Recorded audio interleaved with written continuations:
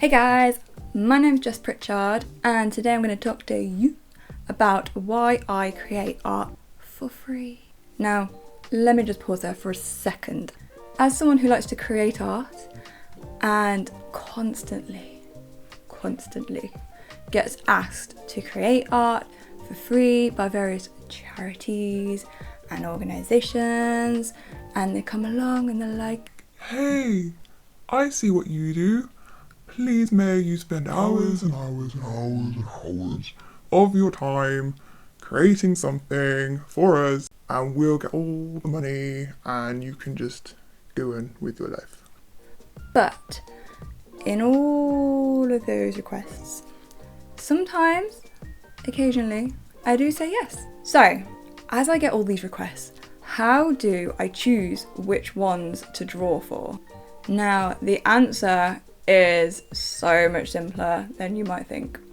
Firstly, I like to have a good relationship with the charity or the organisation or the person that is asking me to draw a piece for them to give away to raise money for their funds. And I hear you asking, what do you mean by a relationship, Jess? Well, I mean, you've already had contact with them, they've not just turned up out of the blue and been like, "Hey, I came across your art on a random Instagram post while scrolling looking at dogs or fluffy animals and I think your work would be great for our charity fundraiser." no. So, knowing who the company, charity, whatever is, knowing what they do, researching where the money goes is always so important, and it's got to relate to me. It's got to be something that I'm passionate about, because if I'm not passionate about it, I'm not going to want to give my art away for it. So that leads me on to my project for this video. About a month ago, I was privileged enough, and when I say privileged, I mean privileged, to be an artist in residence at the world's first museum dedicated solely to nature-based art. And this place is called Nature in Art. While I was at Nature in Art, the owner, Simon, came up to me and said, "Hey, Jess, I like what you do.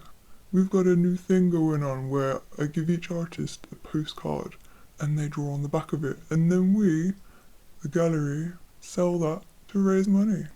I was like, okay. so this here is the postcard in question, and on the back it's blank, ready for me to draw a piece on. Now, as I'm doing this out of the goodness of my heart, I decided to create a piece that I would really enjoy doing, and that's when I came up with the idea of what I was going to do.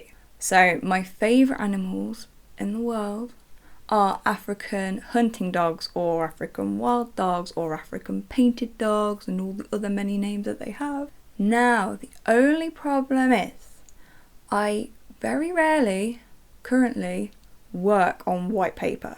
So the plan is to measure the postcard and then cut out from my paper that I usually use exactly the same size piece and then stick it on the back. So the paper I'm currently working on is called pastel matte paper, but I'm not using pastel pencils or just general pastels. I'm using coloured pencils. And you might think that's a bit of a weird combination, because pastel paper is quite grainy and gritty and wears pencils down quite a lot, and my work is really quite fine and detailed and lots of individual first strokes. But weirdly enough, I find the two work together. Some artists love it, some artists hate it. It's a very Marmite-y type of paper. On to my second point for creating art for charities and companies, and that is exposure. Now, this is a word that can be thrown around a lot with creative practices, and it can be very easy to be taken advantage of. Hence my first point about establishing relationships and knowing the brand. A lot of the time, these charities will auction off art, which puts your work in front of a whole new audience, and they do all the marketing for the event. So rather than spending both time and money trying to reach these kinds of audiences with no guarantee of success, Just spend a little time creating a piece which you know will be seen by new and relevant eyes. But it still can be frustrating creating work for free when you've taken weeks, months, years to develop your skills, and then someone just expects you to give it away for absolutely nothing. So remember, you don't always have to do this for free. You can always negotiate a percentage of the sale, whether that's 50-50, 60-40, or so on. It's all about weighing up how valuable the exposure is that you will be getting. Now, this exposure may or may not come to anything to begin with, but over time, your work and name will become more and more familiar and trusted. So, I was umming and ahhing for quite a while whether to add a bit of a background to this piece, just a bit of a blurred thing going on, and I decided to do that, but as I was going along with it, I was starting to think, I kind of wish I'd left it as it was, just sort of a plain flat background, but it doesn't mean to say it's ruined. I'm still really happy with the piece. I still think it looks nice, and having those dark background tones brings out that nice golden glow from around the hunting dog. And here it is, the finished piece. I very rarely work at this size. I usually work miniature or absolutely huge, but working on this postcard size piece has been really nice and refreshing for me to do. And I like all those details that you can get, but it still doesn't take hours and hours and hours like a larger piece would do. So yeah, there he is.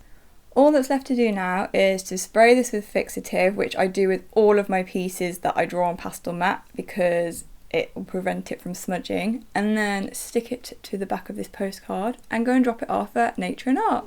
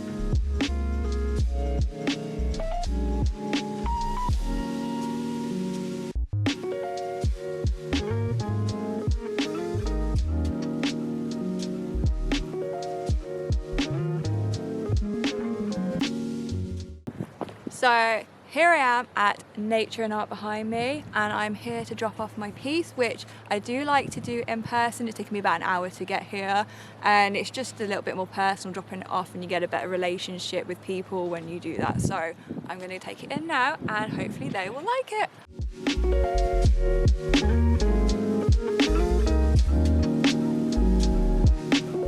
Many months later. Okay, that is it. My postcard is up at Nature and Art now, and it feels like quite a moment to have my artwork in the main building at Nature and Art, because this is such a prestigious place for wildlife art, and top wildlife artists from around the country and the world come here to exhibit their work.